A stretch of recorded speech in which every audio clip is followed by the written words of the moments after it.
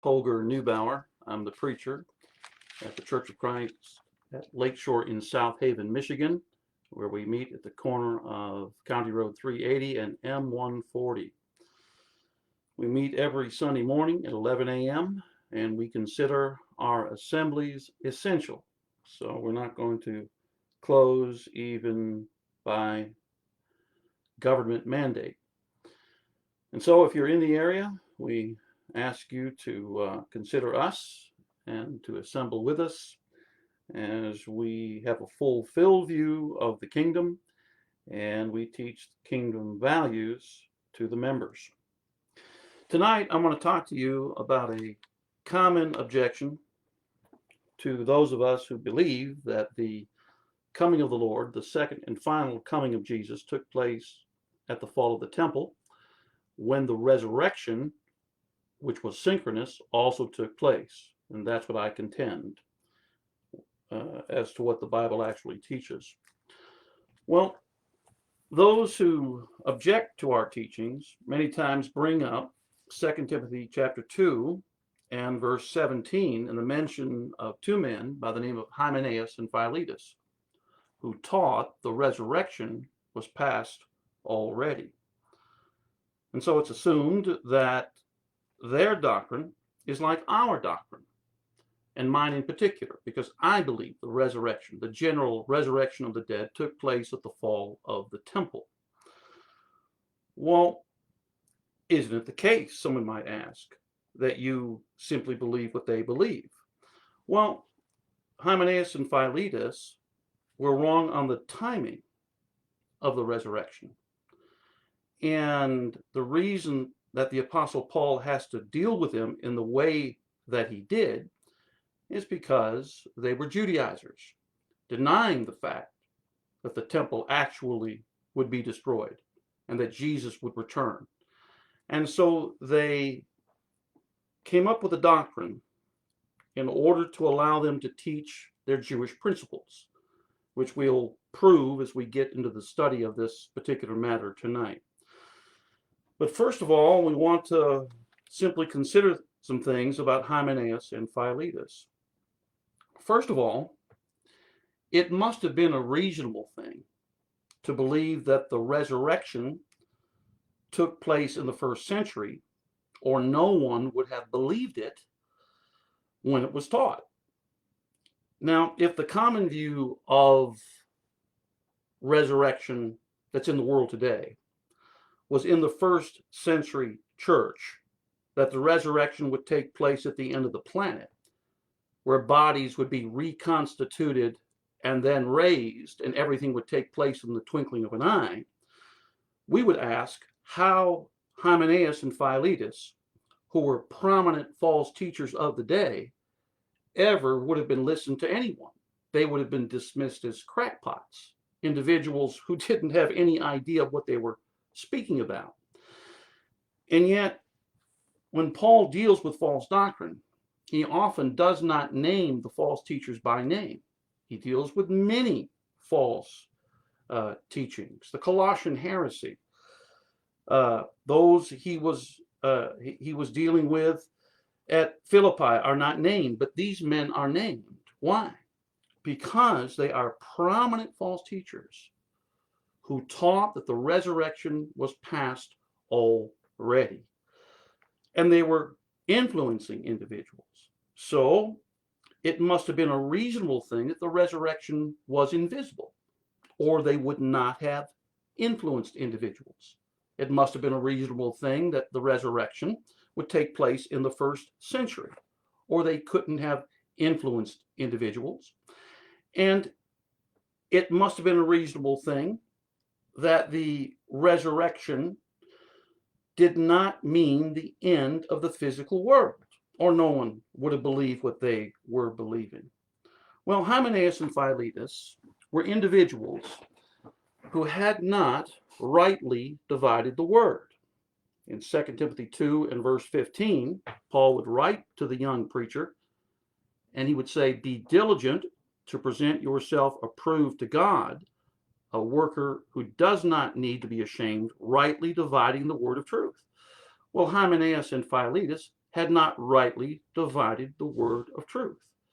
Because clearly the resurrection was prophesied to take place at the time of the end. And there's only one Old Testament passage where there is a resurrection of the just and the unjust predicted in one passage. And that finds itself in Daniel chapter 12 and verse 2. And there we find that Daniel speaks about a unique day in Israel's history. And so the Bible says there would be a time of trouble, Daniel 12:1, such as never was since there was a nation, even to that time. Well, you may have heard the words of Jesus echoed in this text in Matthew 24:21.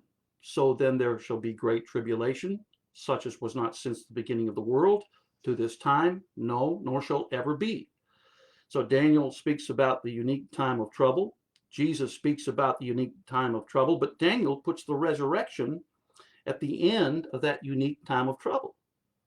Well, Jesus puts the gathering in that unique time of trouble in Matthew 24:21. He would send his angels with a great sound of a trumpet and gather together his elect from the four winds, from one end of heaven to the other. Well, Daniel would be raised at the end of this time of great trouble. In Daniel chapter 12 and verse 13, Daniel was told by the Lord, but you go your way till the end, for you shall rest and will arise to your inheritance at the end of the days. And Daniel is now told that there would be 1,290 days, 3.5 years in this last part of tribulation. And if he was faithful to the 1,335 days, he would arise. If they were faithful to that time, he would arise at the end of the days.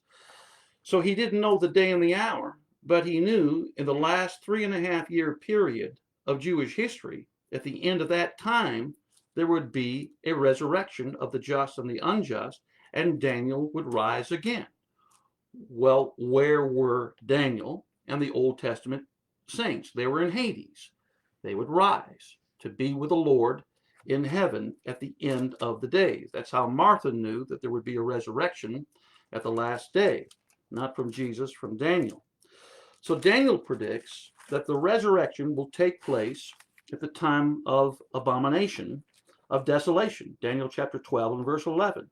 It would take place after the 3.5 year persecution period, which marked the Jewish war from 66 to 70, and no one knew the day and the hour, so they would have to be faithful even into the next month to the 1,335th day. So somewhere in that time, the Lord would return.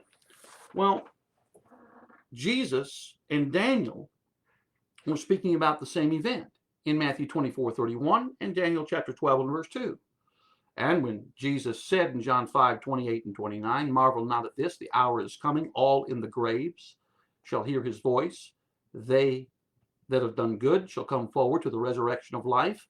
They that have done evil to the resurrection of damnation. He was quoting from Daniel chapter 12 verse 2, because Daniel 12:2 is the only Old Testament text in which there is a resurrection of the just and the unjust in one verse. So Jesus puts the resurrection with the end of the age, but Hymenaeus and Philetus said that the resurrection had already taken place. It was past already. So we know that this Hymenaeus was also mentioned in the first epistle to Timothy.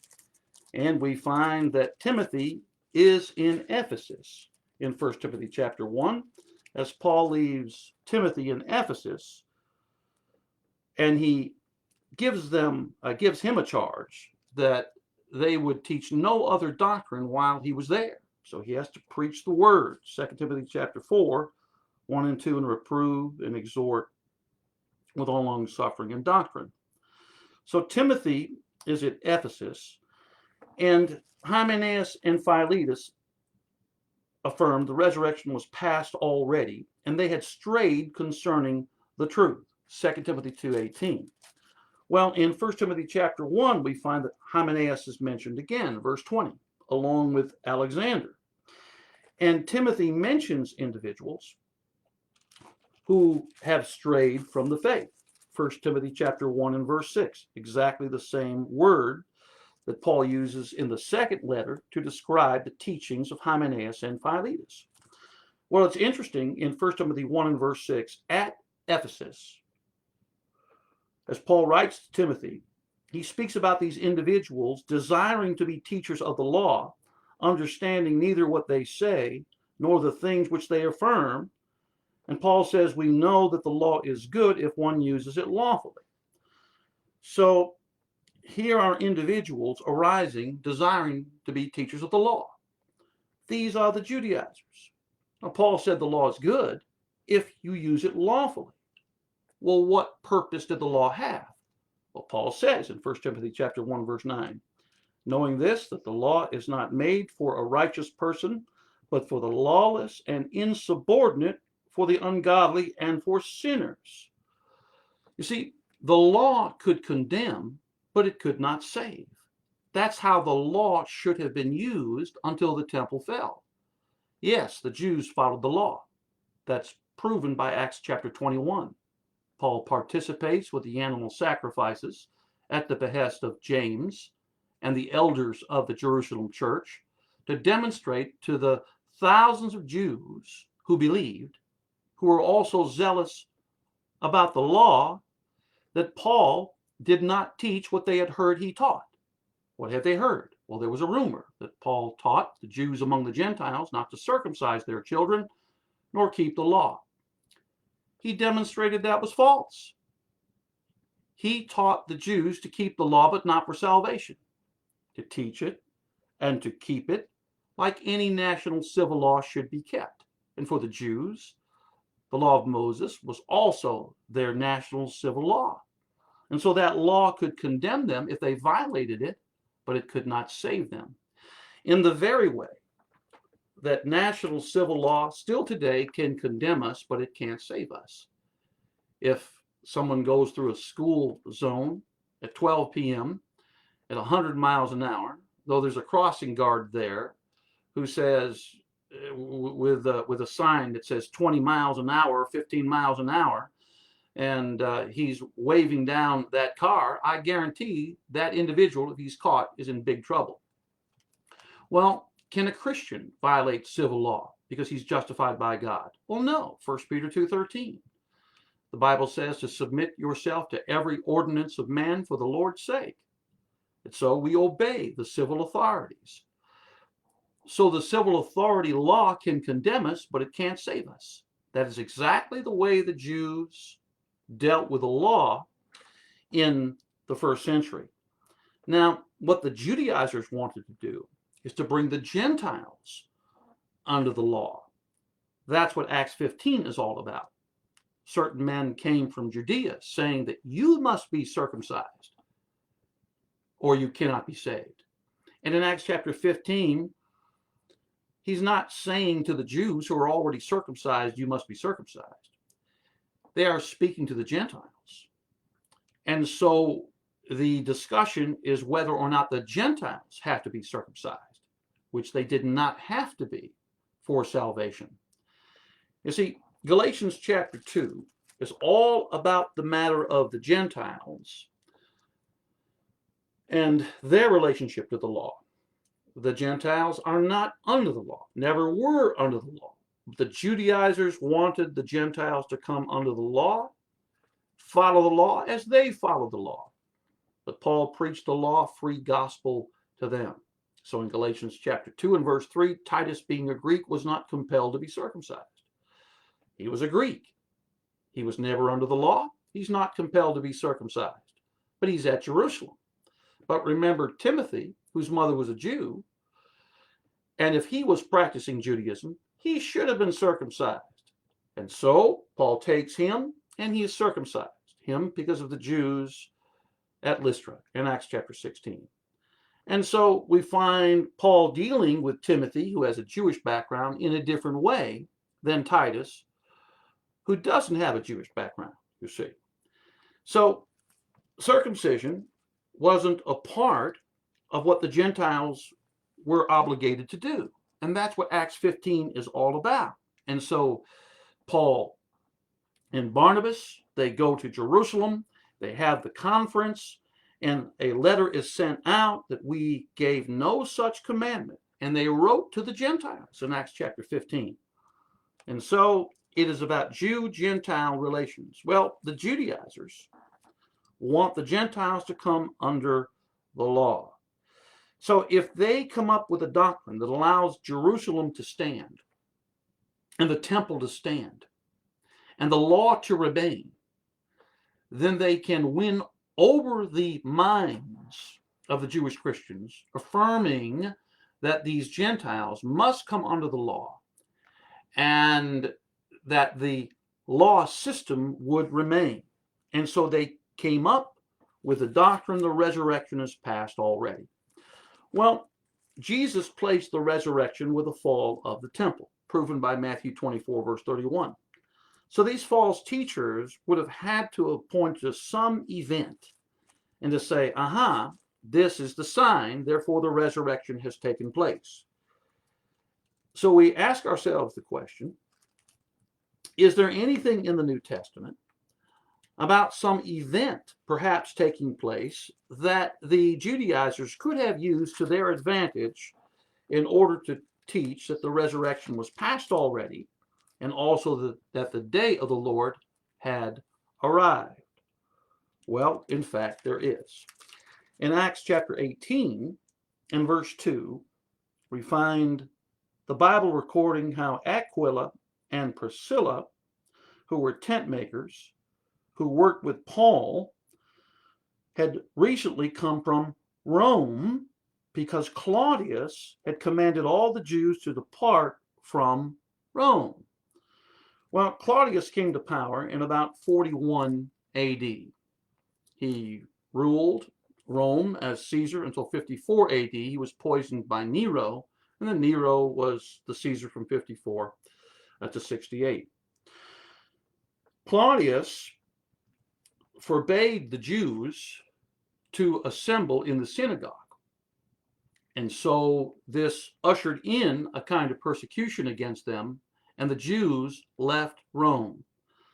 Well, the Judaizers, who want the Jewish system to remain, pointed to this occasion as the great persecution period and the departing and the twisting of Jesus' words. And at Thessalonica, we find that at about 51 or 52 AD, the false teachers, the false apostles who'd sent out letters, said that the day had arrived. And again, now remember, Hymenaeus and Philetus say the resurrection is past already.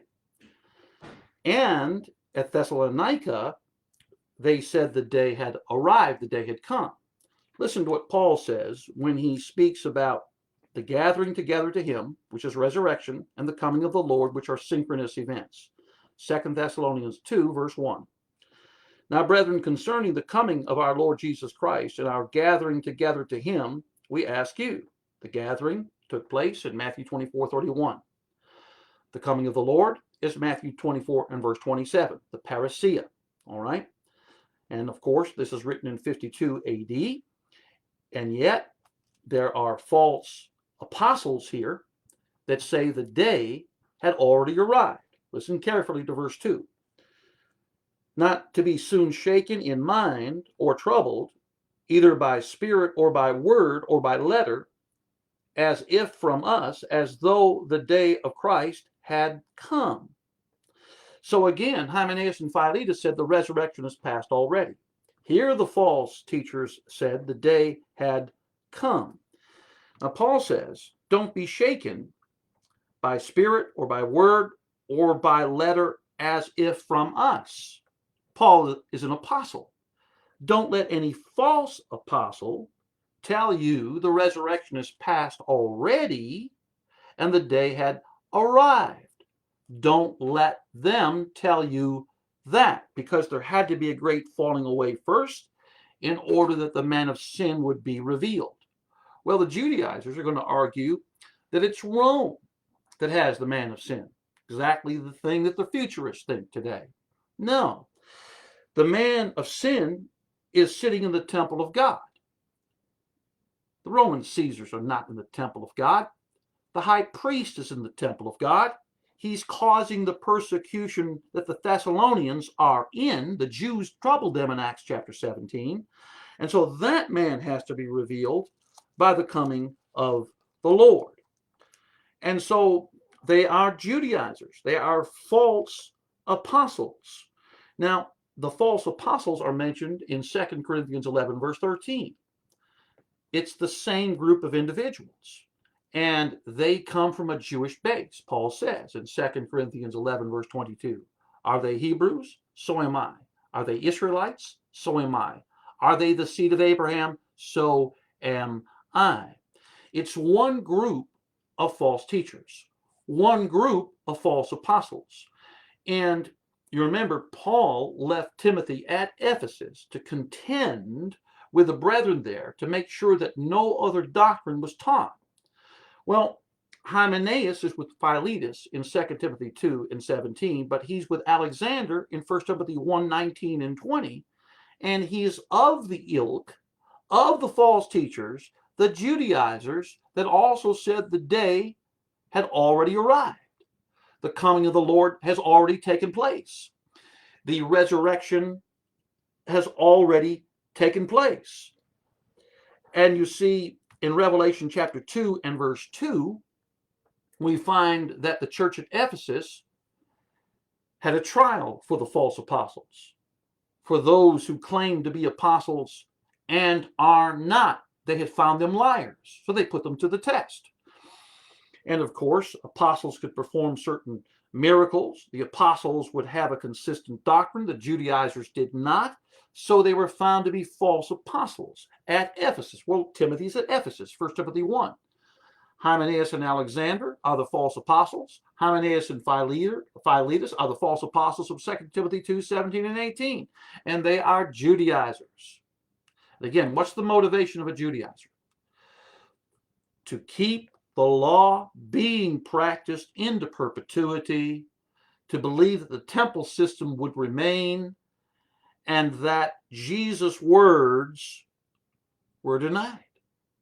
It was a racist doctrine, believing the Jews would always be God's people, that they had a right to a certain standing, that the law always would guarantee their place in the land, that they would always have their physical inheritance, that they would always be Jews first before they were Christians. You see, that kind of national bias is absolutely a false concept altogether. And that's what these false teachers, Hymenaeus and Philetus, taught. They taught the resurrection was past already. They taught the day had arrived.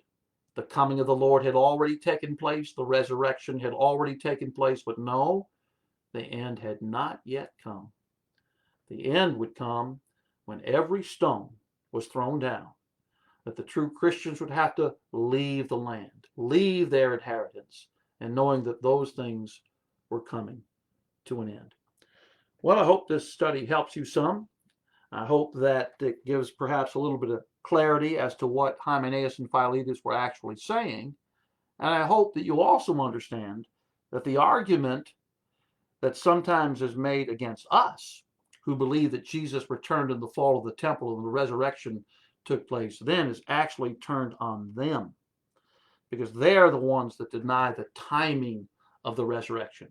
We believe the great gathering, which is resurrection, took place at the fall of the temple, Matthew chapter 24, verse 2, Matthew 24 and verse 31. And so we have rightly divided the word of truth. Hopefully that helps you. May God enrich your studies. And I hope you guys have a great rest of your evening and Thanksgiving weekend.